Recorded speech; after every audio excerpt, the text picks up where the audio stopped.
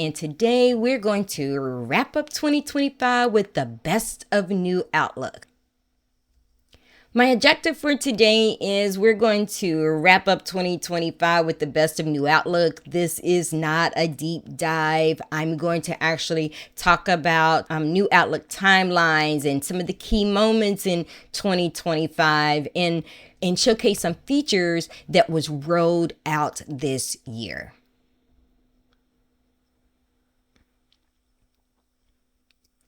So I always like to start off with the whys. Why did Microsoft move to new Outlook?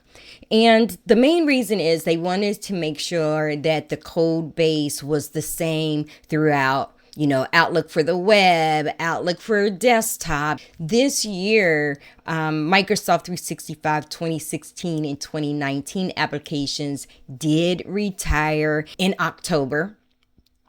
And what this means is it's unsupported. Many of those organizations that use those applications are moving to the Microsoft 365, and new Outlook will be part of that as well. Now, Classic will still be available, and it is, about 28 years old. Microsoft has not said when the cut-over date will happen, but on the books, end of service is 2029. Now, don't think that you have a whole lot of time and say, I'm going to wait until we get a little bit closer. Microsoft is giving organizations enough time to make sure any workflows that are dependent on Classic Outlook get taken care of before the cutover date.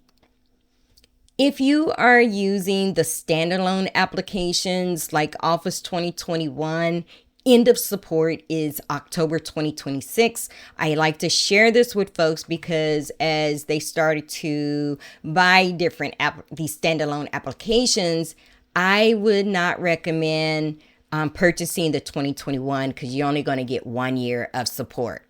If you instead think about getting Office 2024 because it is available through 2029.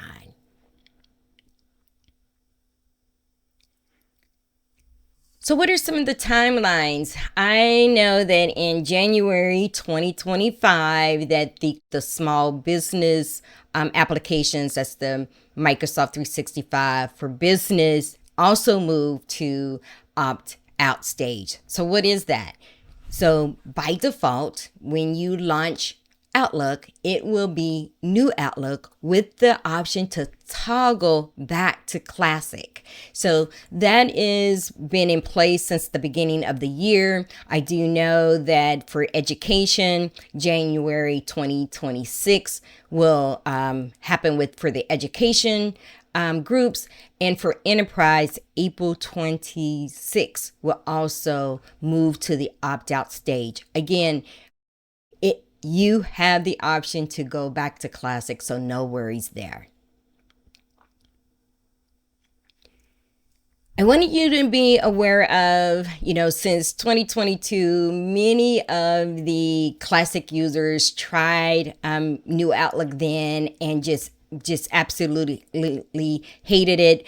A lot of missing features during that time, but I can tell you since then they have rolled out 149 features and 28 of them is inclusive to new Outlook only. So if you haven't, if you've tried it, when they first rolled it out, I would encourage you to give it a try again. Microsoft wants to hear from you. They want to gain feedback on what some of the features that you can't do without. Like for an example, for me, I'm waiting for the quick parts, right? And so think about, you can't just say, I want all the features, because Microsoft has made it clear that they are not moving all the features over to new Outlook. So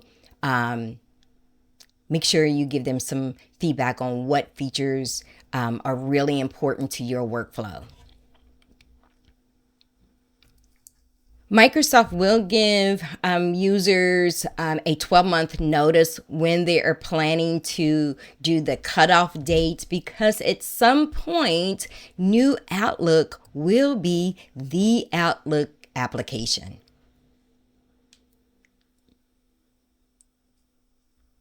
I wanted you to be aware of in 2025, we got a new logo for New Outlook.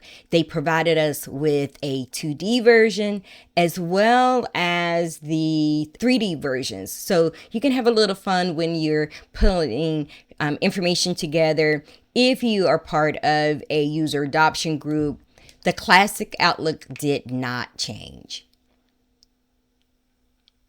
The reason why I wanted to share that with you is because as you starting to transition from Classic to New Outlook, you do have the option to open up both applications at the same time. So in your search bar, you're going to type in Outlook, click on Apps, and they will show both of the applications, and then you can choose the applications you want to work in. Again, I encourage you to work in New Outlook. Yes, you're going to be a little slow at first because it's something new.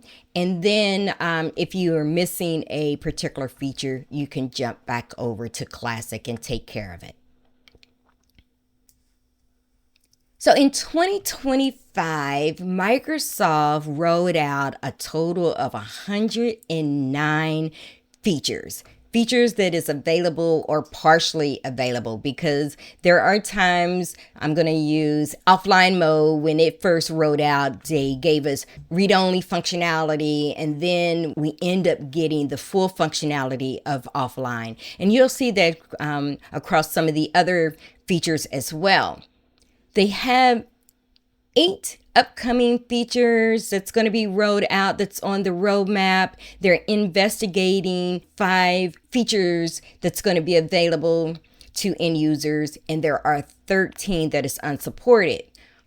I recommend that you download this document where I pulled together all the features that is available, unsupported, upcoming, and under investigation.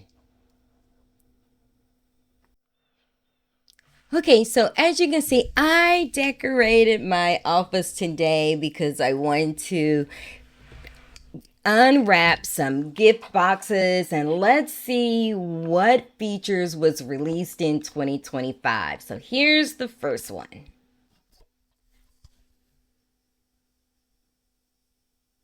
Account management received a lot of new features this year. We've seen file tabs, versions, account descriptions, shared mailboxes as accounts with icons, shared with me, and drop and drag accounts. So let me showcase some of those features.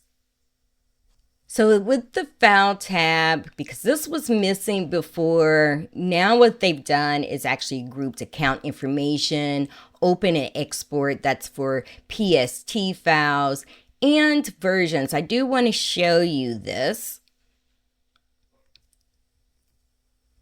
Anytime you are having trouble and you're working with your IT department, or if you're working with Microsoft support team, copy this information and provide it to them. There's multiple versions out there, different type release, like I'm a target release. Someone could also have pre-releases as well, and so this information is important to the IT team. Also, if you're having trouble, go ahead and say enable troubleshooting logging for 24 hours. Again, this is just going to help them figure out what is wrong or what's going on. So just keep that in mind. Account information, my favorite feature for 2025 is when Microsoft gave us the ability to give our accounts a description, a name. Look in my left navigation. Notice that I see Teresa. This is a new display name for Adele, Nestor as well. What was happening before is my email address would be listed here, and I was exposing it whenever I am on a call or doing training and sharing my screen. Think about it in your case. If you work with multiple clients and have a mailbox, you wouldn't want to expose your email address. So how do you make that change? Click on manage. If you actually press the Windows key plus the period, you're going to actually get the emojis. I like to include emojis here just because my eyes are drawn to color. You could call this personal, you could call this project, whatever you like. And again, as you can see, I lined mine with color because it also aligned with my calendar color. So that's one thing. The other thing that they did with account management is, notice we see these icons. These are shared with me icons. And you also have a share with me under your settings account, shared with me. Now you can see what accounts has been shared with you and by who. Now, if the account was shared by you, by your IT department, there's not much you can do other than you can also hide it from your left navigation. This is test again, test again. The other highlight when it comes to account management is I'm in Adele's inbox. I can also drag email to an account that she actually owns or have full access to. So in the inbox, notice I have that email there, and you can do it both ways. So I can actually move this back to her inbox or to any custom folder of your choice. Okay, so I have another gift box here. Let's open up this one. And let's see what feature this is. PST. So PST was a big conversation highlight for 2025. I actually met with Caitlin, who is a New Outlook product engineer. And because there was a lot of questions that I could not answer, as well as from the community, people were saying, I am not using New Outlook until I have PST functionality. Well, folks, you finally have full functionality with PSTs. You can add PSTs to your favorites. These are some of the things that I like about it. Auto export your mailbox to PST directly from Outlook. I don't have to go to Classic anymore to export these files. And you can move between mailbox and PSTs. Now, here, this is the full list of what you can do, but let me showcase a few things that is available to you now. So I'm going to go to File and Open and Export. It's going to take you to a Files folder, Outlook data files. Another, the extension is PST, but it's also known as Outlook data files. Export. Notice that I did export this file here earlier today because it does take about 10 to 15 minutes for files between 1,600 files per minute. I didn't have a whole lot, so it didn't take, but you need to factor in, how large is your mailbox, how many large files you have in your mailbox. And I did mention that you can set this to reoccurring. A couple things to keep in mind is to allow time. You can continue to work while you're running your export, but don't close out Outlook. If you close it out, it will pause, but you can at least work.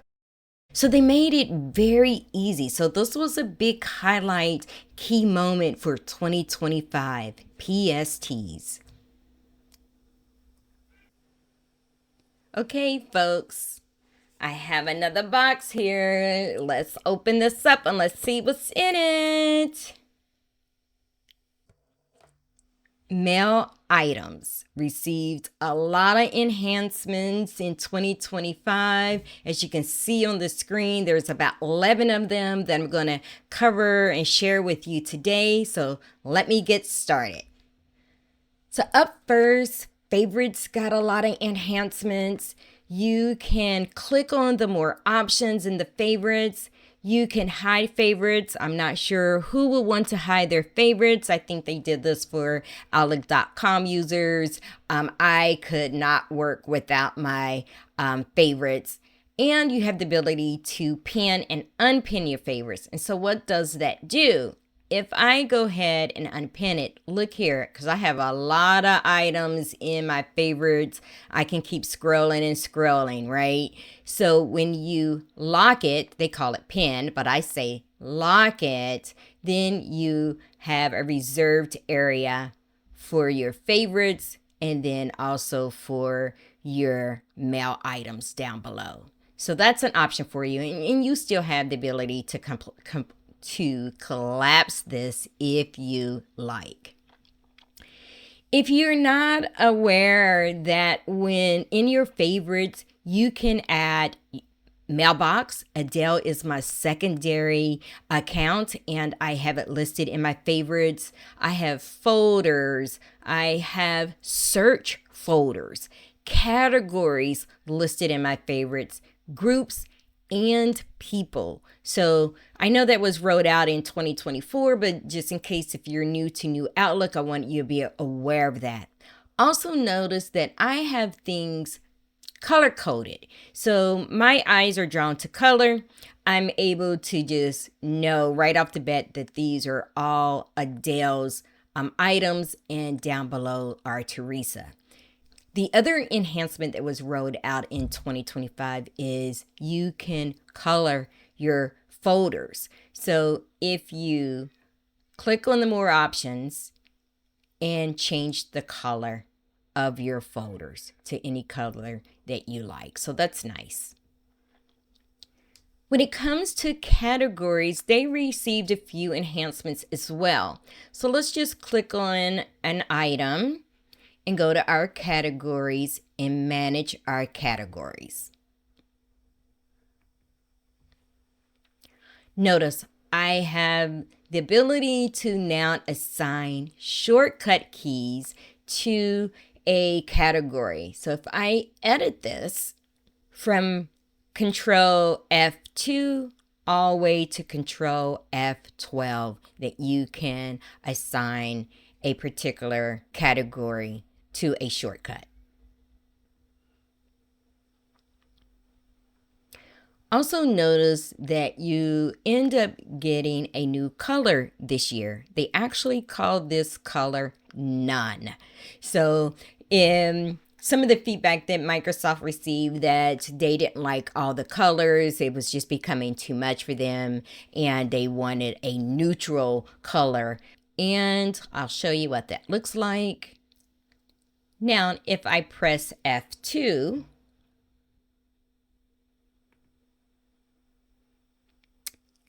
there it is. Notice that that color changed, and I want to turn that back to red. The message list pane also received some enhancements this year. Unfortunately, you cannot right click and say expand all or collapse all yet. That's something that I've been waiting for, but you can jump to. So if you jump to a time period, let's say that looking for an email that was in October, around the 14th, and press go. It will jump to that area. Again, if I say jump to, and I'm looking for something in November, around the 6th, press go, I can quickly get there. Notice that it found the closest date to it. So that's nice.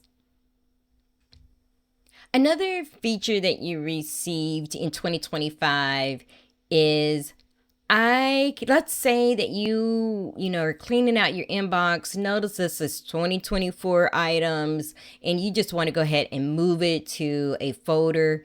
Just right click on that message header and perform your action. You can move, you can copy, delete. You can mark these items read or unread and even assign it to a category. So right click, and I am going to move it to Adele's 2024 stuff. And all those items was quickly moved out of my inbox into a specified folder of my choice. Let's compose a new message so I can showcase a couple features that was rolled out. One, you can actually record a message right out of Outlook.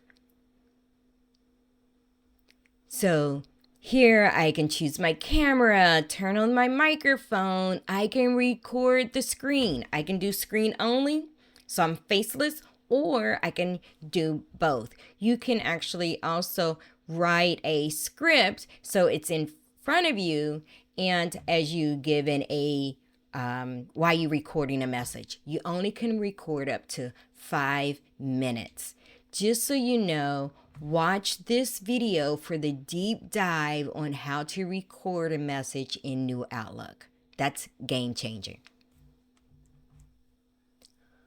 Also, by popular demand, Send to OneNote is back. So to do that, look for the More Apps in your ribbon and choose Send to OneNote. Or you can also, while you have that message open, click on the apps icon and Send to OneNote. A lot of people was really upset when they could not get to this quickly and easily, and they were really happy when this came back in 2025. Also, by popular demand, mail templates and mail merge is now available in New Outlook. If I go to New, select Mail from Template, I can upload and reuse a template, and I'm good to go. So make sure you watch this video because I do a deep dive on how to, move all your templates from Classic over into New Outlook. Just so you know, the two of them don't sync. So any new templates that you create in New Outlook will not be available in Classic. So keep that in mind. And I do encourage you to watch that video because there's, some little nuggets that you need to be aware of. But easy enough. All you do is compose your emails, add your images if you like, hyperlinks and tables. From your ribbon, select Message, Mail Template, and Save as a Template. And you're good to go to reuse it. It will appear in your list of templates. So let's say that we were working on this template. We wanted to go out to a few people. Notice that when it comes to mail merge, you cannot personalize it yet. You could change this to say something like, hello, requester. And then you can start a mail merge. And notice you're going to see the from line, you're going to see recipients, and the subject. So there's the benefit to this is you don't have to worry about accidentally putting the list of names in the to field when you meant to put it in the BCC. And each individual will receive an individual email. I do not recommend that if you have a email group or email distribution list, don't send it that way because they all will see the names. You do have to put the names in individually. Again, if you watch that mail merge video, I'll show you a tip and a workaround. I have one more item that I want to show you out of mail items that was a key highlight in 2025, newsletter. Been able to create professional looking newsletters right from Outlook. If you notice here in the left navigation that I see the icon for newsletter, let's click on it. Newsletter is available to you via the web, New Outlook, as well as Classic. Now, if you don't see the icon in Classic yet, there is a website that you can go to, and I will provide you with the link in the show notes. And let's open up one. I have a banner here, table of contents within my newsletters. You can add pictures and have your different layouts for the content. You can allow people to provide a reaction to even within a section within your newsletter or for the whole entire newsletter. Notice that I've assigned Nestor to be the contributor for this information, and he has provided text and tables. If I come down a little further, we added images to showcase the charts. You can't add a chart physically into the newsletters, but there's nothing wrong with you taking a screenshot of it and add it in in it that way. And then down at the bottom, you have an easy way to insert who your authors are. You also have analytics. There are a couple of limitations when it comes to newsletter. One, you only can submit it to people within your organization, not to folks externally. I have created 2 videos. One of them to give you a deep dive on how to create it, because there's templates involved, and I didn't even show you all the different components that you can add to your newsletter. The second video focused on a workaround on how you can push out your newsletter externally. I have another gift box here. Let's see what's inside of here.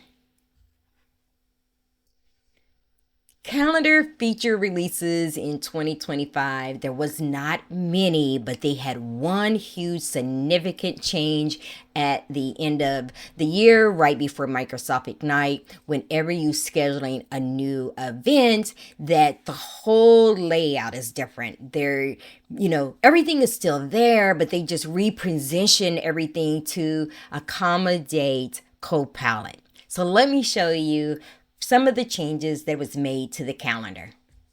Under the settings, under events and invitations, you now have the option to choose to delete invitations from the inbox after responding. Some people like it. Some people saying automatically just go ahead and delete them. You have the option to select or deselect. And I don't know if you're aware, this was rolled out in 2024. You do have the ability to show or hide decline meetings on your calendar as well. And let me show you what that looks like. Under filter, under meetings, I have the option to show or hide decline meetings. Notice here is a decline meeting. If I deselect it, it will not show. If I enable it, my decline meetings will appear. This is really helpful for folks who says, you know what, I cannot attend this meeting, but guess what? I now have time and I have all the details to be able to get to that decline meeting if I want to. Here is the real major change that happened with the calendars. I'm going to create a new event. Notice that there are a lot of changes here. You do have the option to turn on Copilot if you want to. And give it time to load. So it's there. Let's go ahead and deselect that. You have series now. If you want to have reoccurring meetings, you select this. And if you want to deselect it, I thought that you could, click on it to remove it, but you have to click on it from this location and deselect reoccurring. Busy. Notice that now you need to get familiar with the icons. This is for reminders, categories, as well as mark it as private or not private. When you click on more apps, you will see send to OneNote. So things just has really just been moved around. Response options, if you want to request responses, allow forwarding, and hide attendee lists. It used to be up in the top navigation, and it's no longer there. Scheduler poll is, now located in this location as well. And the scheduler, this is that schedule assistant, right? Again, they just have repositioned it on your screen to allow room for Copilot. Okay, so we got another box. So let's open up and let's see what features that we're going to demonstrate in this segment.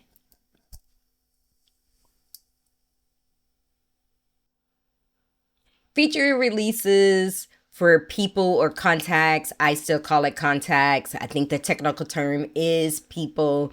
Microsoft fixed a lot of bugs that was going on with the contacts. I know that a lot of folks, like in the sales and marketing, who has a lot of clients and are on the phone with their clients a lot, would like to see some improvements and some enhancements when it comes to contacts. But I've noticed some user interface upgrades as well as removed global address book. Now, for small business subscriptions, that's what I have.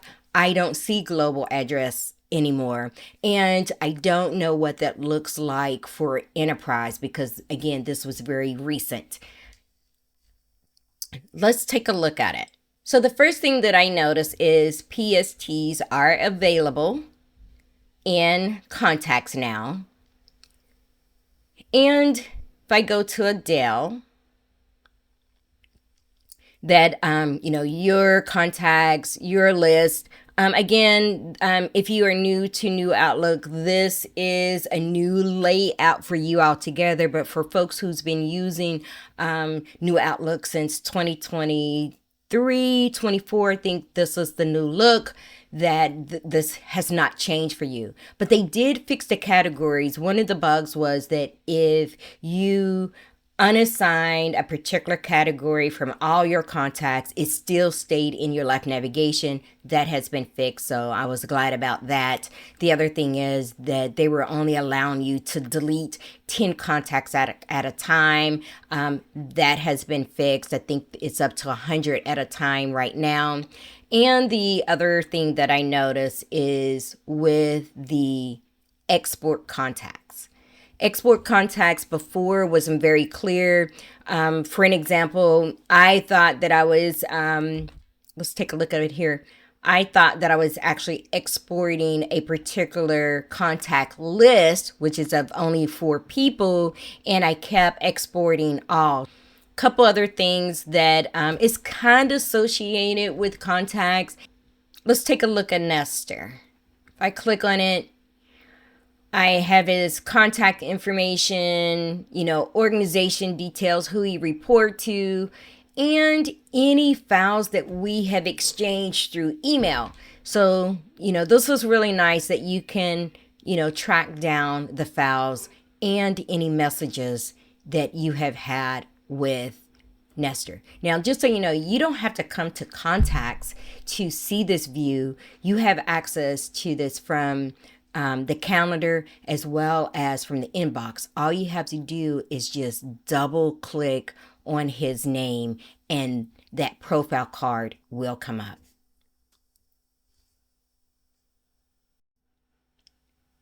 The biggest change that I saw in New Outlook in 2025, I had to put it in the Microsoft bag. It's Copilot.